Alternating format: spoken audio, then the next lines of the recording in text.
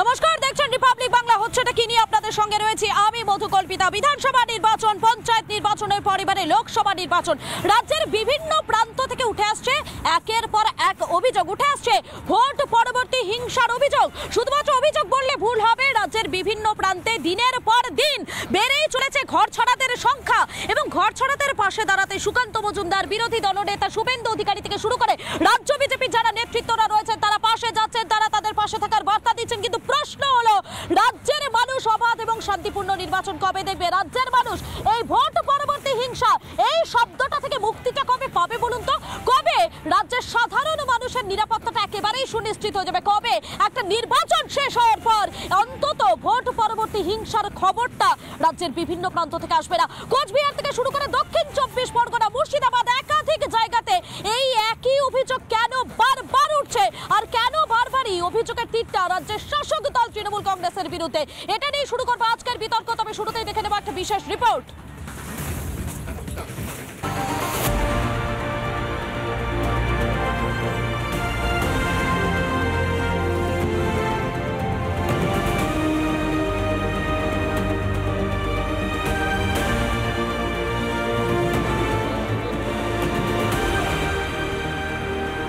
রাজ্যে জেলায় জেলায় ভোট পরবর্তী হিংসা, দিকে দিকে আক্রান্ত বিজেপি। দিল্লি থেকে রাজ্যে ফিরেই ভোট পরবর্তী হিংসা সন্ত্রস্ত এলাকায় গেলেন সুকান্ত মজুমদার। বারুইপুরে দলীয় কার্যালয়ে ভোট পরবর্তী হিংসায় ঘরছাড়াদের সঙ্গে গিয়ে কথা বললেন কেন্দ্রীয় শিক্ষা প্রতিমন্ত্রী। প্রয়োজনীয় পদক্ষেপের আশ্বাস দিলেন সুকান্ত মজুমদার। বাড়ি থেকে টেনে নিয়ে গিয়ে মারধর, বাড়ি ভাঙচুর ও রেশন বন্ধ সহ মিথ্যে মামলায় তাদের ফাঁসিয়ে দেওয়া হচ্ছে বলে অভিযোগ বিজেপি কর্মী সমর্থকদের। সাধারণ গরিব মানুষের জন্য নরেন্দ্র মোদী রেশন পাঠাচ্ছে, সেই রেশনের স্লিপ পর্যন্ত কেড়ে নেওয়া হচ্ছে। তা শুধু ফিজিক্যাল অ্যাসল্ট নয়, মারামারি নয়, হাত ভেঙে দেওয়া, পা ভেঙে দেওয়া, এগুলো তো আছেই, তার সাথে সাথে ভাতে মারা। সুকান্তর কাছে অভিযোগপত্র জমা দেন ঘর ছাড়ারা। অত্যাচার করছে, হুমকি হামকা সবসময় দিচ্ছে কুমিরমারিতে, গোসবা কুমিরমারিতে। ঘরের মধ্যে ঢুকে মারধর করেছে, ঘরের মধ্যে মেয়েরা আর ওই ছেলেটাকে টেনে নিয়ে যাচ্ছে। মেয়েরা দিয়ে যখন ঝরঝর করে রক্ত পড়ছে এখান দিয়ে ঝরঝর পুরো একটা কাপড় ছায়া ব্লাউজ ভিজে গেছে। এই রক্ত দেখে তখন দর টেনে দিয়ে পালিয়ে যাচ্ছে। ক্যানিংয়েও আক্রান্ত ঘরছাড়া বিজেপি কর্মীদের সঙ্গে গিয়ে কথা বলেন সুকান্ত মজুমদার। প্রয়োজনে ডিজিপি বা মুখ্য সচিবের সঙ্গেও কথা বলবেন জানান সুকান্ত মজুমদার।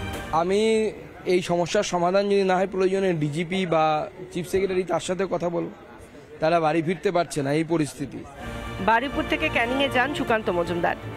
সুকান্ত মজুমদারের কাছে অভিযোগ জানান আক্রান্তরা। আক্রান্ত কর্মীদের আশ্বাস কেন্দ্রীয় প্রতিমন্ত্রীর। ওই ভোট গণনার দিনে বেলা 3টের দিকে সব মুখে গামছা বেঁধে প্রায় 50-60 জন এসেছিল। তার মধ্যে 10-12 জন বাড়ির ভিতরে এসে ওই লাঠি বাড়িটা নিয়ে দমাদম মারছে। ছোটো ছেলেকে নামাবে উপরে ছিল, তা ওই সেই সময় আটকে দিয়ে আমার স্ত্রী এবং বৌমাটো তাদের উপরে ওই ধাক্কা মেরেছে। বারুইপুর থেকে চলে যান কুলতলি। সেখানেও সুকান্ত মজুমদারের কাছে নিজেদের দুরবস্থার কথা জানান বিজেপির ঘরছাড়া কর্মীরা। যারা এখানে পার্টি কর্মী রয়েছেন তাদেরও মনোবল চাঙ্গা করা এবং একই সঙ্গে পাশে থাকার আশ্বাস বাণী দেওয়ার কাজই কিন্তু এই মুহূর্তে সুকান্ত মজুমদার করছেন। ক্যামেরা রাজশেখর দাসের সঙ্গে পিঙ্কি অধিকারী, রিপাবলিক বাংলা।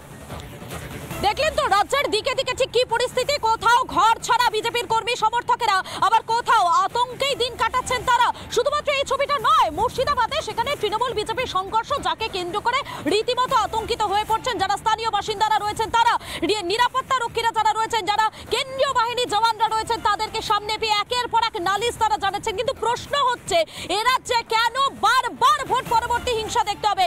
কেন বারবার আক্রান্ত হতে হবে বিরোধীদের? এই নিয়ে শুরু করবো আজকের বিতর্ক। এবং এই মুহূর্তে আমার সঙ্গে যারা যারা অতিথিরা রয়েছেন আলাপ করিয়ে দেবো। রয়েছেন রুদ্রাঙ্ক সান্যাল রয়েছেন আমার সঙ্গে, এবং এর পাশাপাশি রাজনৈতিক কর্মী রয়েছেন, এবং রয়েছেন আমার সঙ্গে অপর রাজনৈতিক কর্মী সুপ্রতীক সরকার রয়েছেন আমার সঙ্গে বিজেপির মুখপাত্র পৃথ্বীরাজ মুখার্জি রয়েছেন আমার সঙ্গে, রয়েছেন স্নেহায়ন সরকার রয়েছেন বিজেপির অপর মুখপাত্র রয়েছেন, এর পাশাপাশি আইনজীবী রয়েছেন নীলাভ ব্যানার্জি রয়েছেন আমার সঙ্গে। প্রত্যেকের কাছে আমি চলে যাবো। তবে প্রথমেই আমার মনে হয় এই রাজ্যের পরিস্থিতিটা আপনারা প্রত্যেকেই দেখতে পাচ্ছেন দিকে দিকে ঘর ছাড়াদের সংখ্যা বাড়ছে, আর যারা ঘর ছাড়া তারা দাবি করছেন যে তারা বিরোধী, তারা বিজেপি করেন এবং তাদেরকে আক্রান্ত হতে হচ্ছে রাজ্যের শাসক দল তৃণমূল কংগ্রেসের হাতে। কেন এই অভিযোগটা উঠবে বলুন তো বারবার? আর এই ছবিটা না পুরনো, বহু পুরনো, বিধানসভা নির্বাচনের পরেও একই ছবি দেখা হয়েছিল এবং এখনো দাঁড়িয়ে একই ছবি দেখতে পাচ্ছি আমরা। দেখুন, অভিযোগ আসছে আমাদের মানে তৃণমূল কংগ্রেসের এগেনস্টে, অভিযোগ তো দিনের পর দিন মানে করেই যাচ্ছে বিজেপি, কিন্তু আজ অবধি কোনো অভিযোগে সেটা একটা প্রমাণ, একটা আমার একটা প্রশ্ন রয়েছে আপনার কাছে। এই অভিযোগ যে হচ্ছে সেই অভিযোগের পর প্রশাসনের পক্ষ থেকে কোনো রকম কোনো ব্যবস্থা নেওয়া হয়েছে, বা দলের পক্ষ থেকে যারা আক্রান্ত হচ্ছেন তাদের পাশে যাওয়া, বা তারা কাদের দ্বারা আক্রান্ত হচ্ছেন, কি বৃত্তান্ত, এগুলো কি জানার কখনো চেষ্টা করা হয়েছে? আপনি একদম সঠিক কথা বলছেন। আমার কথা হচ্ছে যদি অভিযোগ ওঠে সেখানে ভুলভাল করছে, সেখানে তৃণমূল এই করছে ওই করছে, আপনি বলছেন এই দল ওই দল, আমি বলি সর্বপরিক্ষিত মানুষ তো ওখানে অসুবিধা ভোগ করছে না, কিন্তু আমাদেরও তো একই বক্তব্য। মানুষ হচ্ছে সেখানে সব থেকে বেশি বিপর্যস্ত হতে পারে। কিন্তু আপনি যদি দেখেন যে আমাদের 1 মাস আগে থেকে দেখুন তৃণমূল কংগ্রেসের এগেইনস্টে অনেক অভিযোগ, কিন্তু মানুষ কিন্তু উত্তর দিল তৃণমূল কংগ্রেসের স্বার্থে। আমার একটা প্রশ্নটা রুদ্রাঙ্ক, আমার প্রশ্নটা ছিল একটাই, যে রাজ্যের মানুষ যখন দিকে দিকে আক্রান্ত হচ্ছেন, আমি প্রত্যেককে বলবো এদিকে চলে আসার জন্য, যখন রাজ্যের মানুষ দিকে দিকে আক্রান্ত হচ্ছেন, যখন তারা বলছেন যে তারা বিরোধী করছেন, বিরোধী দল করেন বলে তারা আক্রান্ত হচ্ছেন, আপনাদের দিকে অভিযোগের ঠিক তখন আপনাদের পক্ষ থেকে তাদের সঙ্গে যোগাযোগ করা হয়েছে, তাদের কাছে জানতে চাওয়া হয়েছে যে দলের কোন কর্মীর দ্বারা তারা আক্রান্ত হচ্ছেন, এই ধরনের কোনো পদক্ষেপ কি নেওয়া হয়েছে আপনাদের পক্ষ থেকে? আমি বলছি, আমি যেটা বললাম যে মানুষ বিপর্যস্ত হচ্ছে, আপনার কথা আমার প্রশ্নের উত্তরটা কি আপনি দেবেন?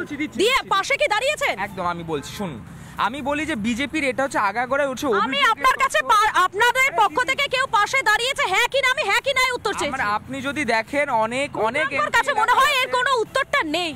না না, দেখুন, বিষয়টা হচ্ছে এখন পশ্চিমবঙ্গের মুখ্যমন্ত্রী সংবিধান মুক্ত বিরোধী শূন্য পশ্চিমবঙ্গের করবার হুঁশিয়ারি দিচ্ছে, মানে পশ্চিমবঙ্গ গড়বার হুঁশিয়ারি দিচ্ছে। কারণ আমরা দেখতে পাচ্ছি ওরা অস্বীকার করছে যে কোনো পোস্ট পোল ভায়োলেন্স হয়নি। আমি একদম পরিষ্কার কথা আপনাকে বলি, ফিরাদ ববি হাকিম বলছে যে পোস্ট পোল ভায়োলেন্সে আমাদের কর্মীকে আমরা বিসর্জন দিয়েছি। তাহলে যদি কোনো পোস্ট পোল ভায়োলেন্স হই না থাকে, তাহলে তাদের কর্মীকে তারা কিভাবে বিসর্জন দিল সেই উত্তরটা তাদের আবার ফিরাদ হাকিম এটাও বলেছেন যে তৃণমূল কংগ্রেসের কর্মীরা কিন্তু প্রাণ হারাচ্ছে, আর তার সাথে বিজেপি এখন বাইরের দেশ থেকে, মানে বাইরের রাজ্য থেকে, ত্রিপুরা যে এই যে আমার প্রশ্নটা, সেই প্রশ্নটার উত্তরটা তো রুদ্রাঙ্ক দিতে পারলো না, যে আপনাদের পক্ষ থেকে কি কেউ কি গিয়ে এই কর্মীদের পাশে দাঁড়িয়েছেন, যারা আক্রান্ত হচ্ছেন তাদের পাশে দাঁড়িয়েছেন? দেখুন, অভিষেক বন্দ্যোপাধ্যায় পরিষ্কার, আপনার কাছে আমি কারো বার্তা বা কিছু নয়, আমি আপনার কাছে শুধু একটা প্রশ্ন জানতে চেয়েছি, যেটার উত্তরটা আমি জানতে চেয়েছি, কেউ কি পাশে দাঁড়াচ্ছেন, হ্যাঁ কি না? পুরোটা না শুনলে আপনি কি করে বুঝবেন? পুরোটা শুনুন। অভিষেক বন্দ্যোপাধ্যায় পরিষ্কার বলেছে যে আমরা এত সাফল্য পেয়েছি, সাফল্য সবার মাথা ঠান্ডা রেখে কাজ করতে হবে যেন কোনো বাজে ঘটনা না ঘটে। এবং উনার কথা মানেই, আর বাজে ঘটনা যদি কোনো কিছু ঘটে থাকে, আমার কাছে জানা নেই ঘটেছে কিনা, যদি ঘটে থাকে আর ঘটবে না, এটা দায়িত্ব নিয়ে বলা যেতে পারে। কারণ অভিষেক বন্দ্যোপাধ্যায় আমাদের সর্বোপরি নেতা, মমতা বন্দ্যোপাধ্যায়ের পরেই উনার কথাই শেষ কথা। আর যেটা বলছে কিছুটা তো বিজেপি ষড়যন্ত্র, নিজেদের মধ্যে ঝামেলা করে তৃণমূলে ঘাড়ে দিচ্ছে, আমাদের পার্টি অফিসও ভাঙা হচ্ছে। আচ্ছা, এই হিংসা বন্ধের ক্ষেত্রে আপনাদের কি ভূমিকা নেওয়া হচ্ছে আপনাদের পক্ষ থেকে? দেখুন, পশ্চিমবঙ্গে কোনো হিংসাই হচ্ছে না সেভাবে। আচ্ছা, তাহলে এই যে রেশন কেন বন্ধ করে দেওয়া হচ্ছে, বিভিন্ন জায়গা থেকে এই অভিযোগগুলো কেন আসছে, কেন ঘর ছেড়ে থাকতে হচ্ছে কর্মীদের, এই অভিযোগগুলো কেন রয়েছে? দেখুন, সন্দেশখালীতে আমরা দেখেছি, শুধু সন্দেশখালীর ঘটনা নয়, আমি বলছি বিভিন্ন জায়গা থেকে অভিযোগগুলো কেন উঠছে। বলছি দেখুন, সন্দেশখালীতে আমরা পানীয় জল পর্যন্ত বন্ধ করে দেওয়া হচ্ছে, এই অভিযোগটাও তো উঠে আসছে। এগুলো সর্বৈব মিথ্যা কথা। যেমন সন্দেশখালী সব মিথ্যা কথা, একদম সন্দেশখালী যেমন দেখেছিলেন। না, বিষয়টা হচ্ছে গিয়ে যে পোস্ট পোল ভায়োলেন্স যে হবে, সেটা তো ভোট শুরুর সময় চোপড়ার বিধায়ক হামিদুর রহমান বলেই দিয়েছিল যে কতদিন কেন্দ্রীয় বাহিনী আছে, কেন্দ্রীয় বাহিনী চলে গেলে তো আমাদের পুলিশ, আমাদের প্রশাসন, তখন বুঝে নেব। না, এরকম কোনো ঘটনাই নয়, বরং উল্টে আপনার বিজেপির এক মণ্ডলের নেতা বলছে এই ধরনের কোনো ঘটনাই ঘটেনি। কিন্তু মুর্শিদাবাদের ছবিটা, নীলাভবাবু, মুর্শিদাবাদে যে ছবিটা দেখা যাচ্ছে, সেখানে সাধারণ মানুষ তারা কেন্দ্রীয় বাহিনী জওয়ানকে সামনে পেয়ে নালিশ জানাচ্ছেন, অভিযোগ করছেন। কেন বলতে পারেন ভোট পরবর্তী হিংসাতে এভাবে সাধারণ মানুষকে এতটা সমস্যার মধ্যে পড়তে হবে? না, দেখুন, কালীঘাটের নির্দেশে সারা রাজ্য জুড়ে আজ ভোট পরবর্তী হিংসা চলছে। কালীঘাট থেকে নির্দেশ এসছে যেই মানুষটা তৃণমূলকে সমর্থন করেনি তার উপর আক্রমণ করতে, তাই জন্য আজকে এই পরিস্থিতি।